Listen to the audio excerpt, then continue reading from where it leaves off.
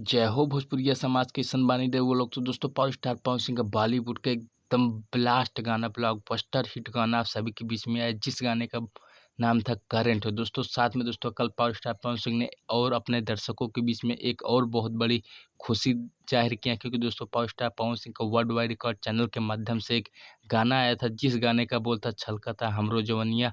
इस गाने को दोस्तों गाया था पवन सिंह ने और प्रियंका सिंह ने। दोस्तों बहुत ही सुपर डुपर हिट गाना हुआ दोस्तों की दोस्तों 400 मिलियन व्यूज़ के पार हो गया है। तो दोस्तों ये खुशी पावर स्टार पवन सिंह ने दो गानों को लेकर अपने फेसबुक अकाउंट से जाहिर किया है। तो दोस्तों इस गाने को 400 मिलियन व्यूज़ क्रॉस चुके हैं और डीजे पे बवाल गाना बजा है दोस्तों।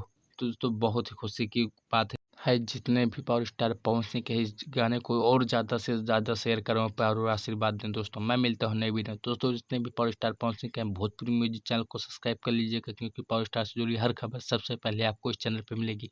मैं मिलता हूँ नई वीडियो में। जय हिंद, जय भारत, जय हो भोजपुरिया समाज।